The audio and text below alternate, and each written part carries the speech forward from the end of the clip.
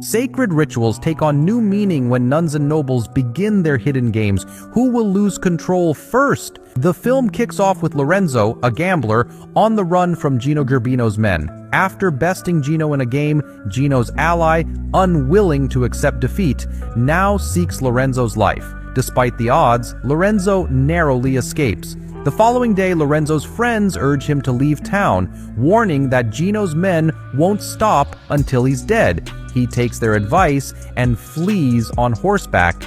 Meanwhile, we're introduced to Pia, the town's princess, who is mourning the loss of her parents to the plague. Gerbino offers to look after Pia, but she informs him that she is soon to marry Prince Zins of Russia. Gino deceitfully claims that her father owed him money and had mortgaged everything to settle his debts. Your father borrowed money from me to pay his debts against the security of this house and all his other assets. Gino claims that all of Pia's father's assets now belong to him, and the only way for her to clear the debt is by marrying him. Pia, deeply troubled, walks away without responding. Meanwhile, Gino's men are still chasing Lorenzo, who outsmarts them by hiding in a tree. However, the branch breaks, causing him to fall and knock himself unconscious. A group of nuns passing by discovers him and takes him back to their church. Smitten by his appearance, they begin kissing him, assuming he is unaware and unable to react. He's beautiful, strong.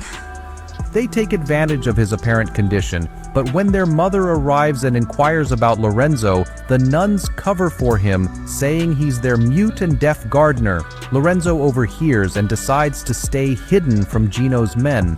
Later, while bathing, Lorenzo is surprised by two nuns who enter, and he becomes intimate with them. Meanwhile, Pia is advised by her friends to avoid Gerbino by posing as a nun at a nearby church. They suggest she waits there until Prince Zinsko arrives for their marriage in a few days. Following this plan, Pia disguises herself and goes to the church where she notices Lorenzo. Curious, she asks the nuns about him. They introduce him as the gardener. Who's that man? Oh, he's our gardener. And say he is also mute and deaf. Pia becomes intrigued and watches him closely.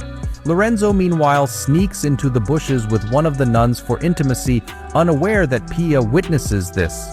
A few days later, Prince Zinsko arrives at Pia's palace, only to be confronted by Gino, who tells him to return to Russia because Pia is marrying him. Angered, Zinsko leaves but learns from a servant that Pia has sought refuge in a nearby church, disguised as a nun. She's safe and well, and no matter what you hear is waiting for your arrival. This letter will give you instructions on how to get to her villa in the country. She'll meet you there for the wedding. Zinsko rushes to the church upon hearing this. Meanwhile, two nuns approach Lorenzo, admitting they've never clapped before, and ask him to teach them. Ever accommodating, Lorenzo agrees to join them. They bring him to their mother's room, and he spends the entire day clapping the mother as well. However, Pia dislikes all of this. The next day, Pia confronts Lorenzo to express her feelings. Lorenzo tries to remove her veil, but she stops him and instead blindfolds him. Lorenzo finds the situation intriguing and gets more excited, but Pia only kisses him. She admits she likes him, but when Lorenzo takes off the blindfold, she's already gone. Pia then goes to the mother, revealing that Lorenzo is a liar because she overheard him singing in the garden, proving he's neither mute nor deaf. The mother checks on Lorenzo, finding him asleep. She whispers in his ear, pretending she's there to kill him. Lorenzo panics, shouting, Ah! Please, no, my... The mother, furious over his lies, kicks him out of the church. A miracle!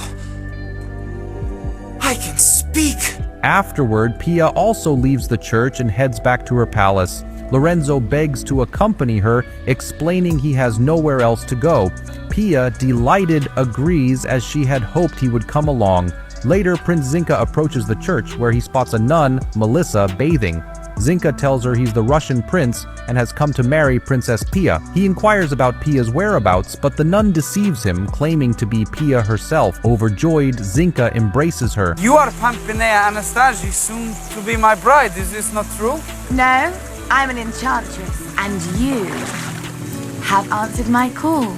Pia and Lorenzo arrive in town, and Pia invites Lorenzo to stay at her house for a few days.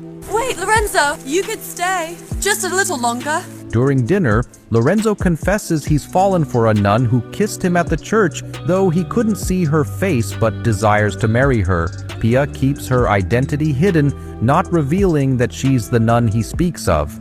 Meanwhile, Gerbino arrives, enraged to find Lorenzo with Pia, and attacks him.